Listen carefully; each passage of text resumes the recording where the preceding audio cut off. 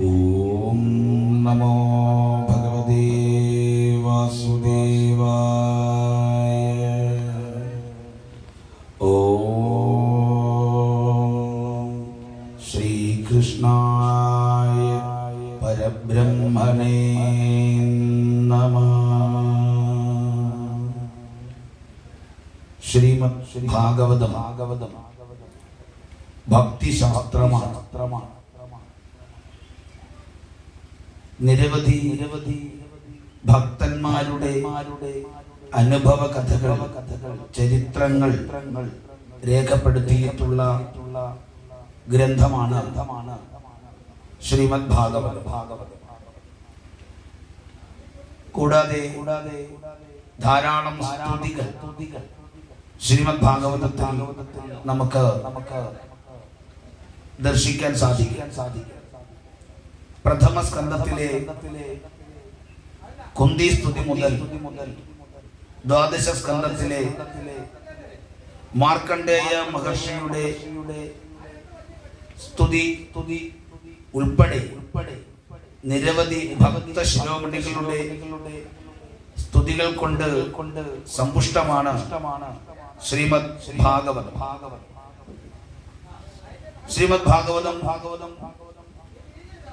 തത്വശാസ്ത്രമാണ്, ഭക്തിശാസ്ത്രമാണ്, ഭൗതിക ശാസ്ത്രമാണ്. ഭക്തിയുടെയും തത്വങ്ങളുടെയും ഭൗതികതയുടെയും ഒക്കെ വൈവിധ്യപൂർണമായ അവതരണം ശ്രീമദ് ഭാഗവതത്തിൽ നമുക്ക് കാണാൻ സാധിക്കും. ഭക്തിക്ക് എത്ര വൈവിധ്യമുണ്ടോ ആ വൈവിധ്യങ്ങളെ മുഴുവൻ ശ്രീമദ് ഭാഗവതത്തിൽ ഉൾപ്പെടുത്തിയിരിക്കുന്നു എന്നത് തന്നെ ഭാഗവതത്തിന്റെ പൗരാണിക പ്രസക്തിയും കാലിക പ്രസക്തിയും ബോധ്യപ്പെടുത്തുന്നതാണ്. വിവിധ തരത്തിലുള്ള ഭക്തന്മാരുടെ ജീവിതം എല്ലാ കാലത്തേക്കും പാഠമായിട്ട് നമുക്ക് ഭാഗവതത്തിൽ ദർശിക്കുവാൻ സാധിക്കും. അംബരീഷനും ഗജേന്ദ്രനും മുചുകുന്ദനും ധ്രുവനും മനുപുത്രിയായ ദേവഹൂതിയും അതുപോലെ തന്നെ സതീദേവിയുടെ പിതാവായ ദക്ഷനും വൃത്രാസുരനും കുചേലനും കൂടാതെ പ്രഹ്ലാദൻ, ഉദ്ധവൻ, കംസൻ, ശിശുപാലൻ, അങ്ങനെ വ്യത്യസ്ത സ്വഭാവ രൂപികളായ ഭക്തന്മാരുടെ ചരിത്രമാണ് ശ്രീമദ് ഭാഗവതത്തിൽ നമുക്ക് വേദവ്യാസ ഭഗവാൻ കാണിച്ചു തരുന്നത്.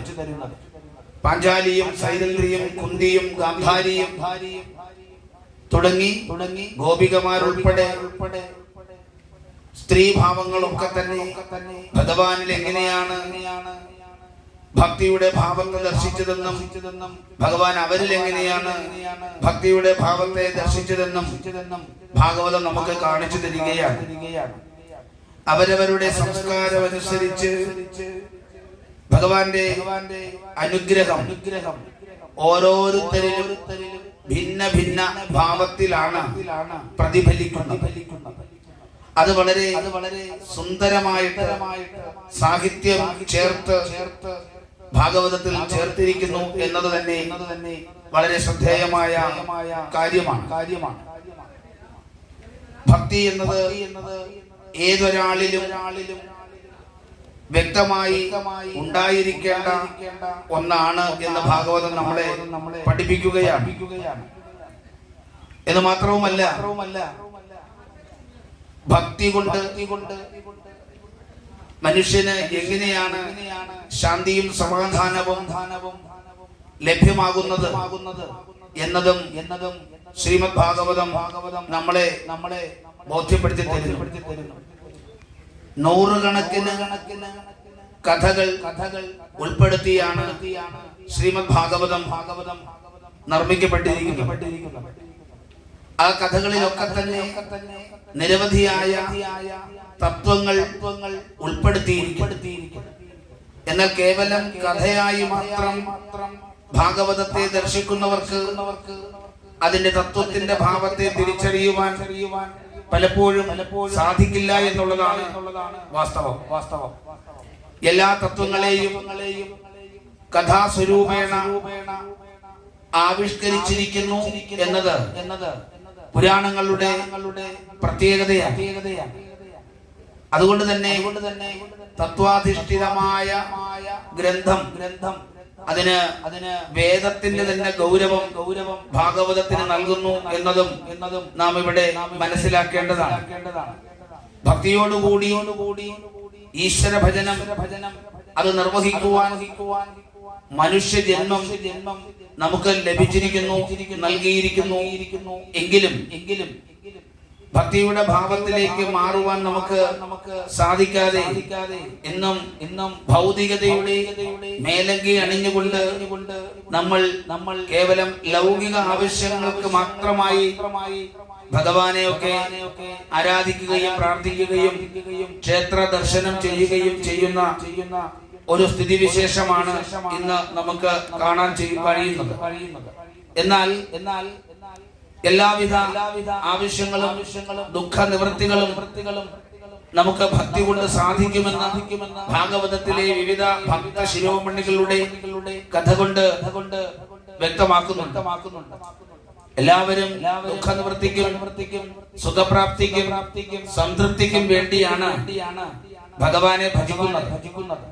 എന്നാൽ ശരിയായ ഭക്തിമാർഗത്തെ പിന്തുടരുന്ന ഒരാൾക്ക് ഈ പറഞ്ഞതൊക്കെ തന്നെ ലഭ്യമാകും എന്ന നിരവധി ചരിത്രങ്ങളിൽ കൂടി അത് പൗരാണിക കാലത്തായാലും ആധുനിക കാലത്തായാലും വ്യക്തമാണ് എന്ന് ഭാഗവതം നമ്മളെ ബോധ്യപ്പെടുത്തുന്നു. അതുകൊണ്ട് തന്നെയാണ് ഭാഗവതത്തിന് മറ്റു പുരാണങ്ങളിൽ നിന്നുമൊക്കെ വ്യത്യസ്തമായി ഒരു വലിയ പ്രാധാന്യം കൽപ്പിച്ചു കാണുന്നു. ഈശ്വരൻ എന്ന ആ ഭാവം അത് കേവല വാക്കുകൾക്കും ചിന്തകൾക്കും അതീതമാണ് എന്ന ഒരു വസ്തുതയെ കൂടി ഇവിടെ വ്യക്തമാക്കിക്കൊണ്ട് ഒരുപാട് ഈശ്വരന്മാരില്ല, ഒരേ ഒരു ഈശ്വരനെ ഉള്ളൂ. ആ ഒരേ ഒരു ഈശ്വര ഭാവം ഈ പ്രകൃതിയിലെ എല്ലാ ജീവജാലങ്ങളിലും വസിക്കുന്നു എന്ന തത്വത്തെ ഭഗവാൻ ഗീതയിൽ പറഞ്ഞതുപോലെ മമൈവാംശോ ജീവലോകേ ജീവഭൂത സനാതന, എല്ലാ ജീവജാലങ്ങളിലും ഞാൻ എന്റെ അംശമുണ്ട് എന്ന് പറയുന്നു. മറ്റൊരിടത്ത് ബീജം മാം സർവഭൂതാന, എല്ലാ ജീവജാലങ്ങളുടെയും ബീജഭാവം ഞാൻ തന്നെയാണ് എന്ന് ഭഗവാൻ വ്യക്തമാക്കുന്നു. കേവലം ഒരു പേര് കൊണ്ടോ ഒരു രൂപം കൊണ്ടോ അളക്കാൻ കഴിയുന്ന ഒന്നല്ല ഈശ്വരഭാവം എന്ന ഭാഗവതം നമ്മളെ വളരെ വ്യക്തമായി പഠിപ്പിക്കുകയാണ്.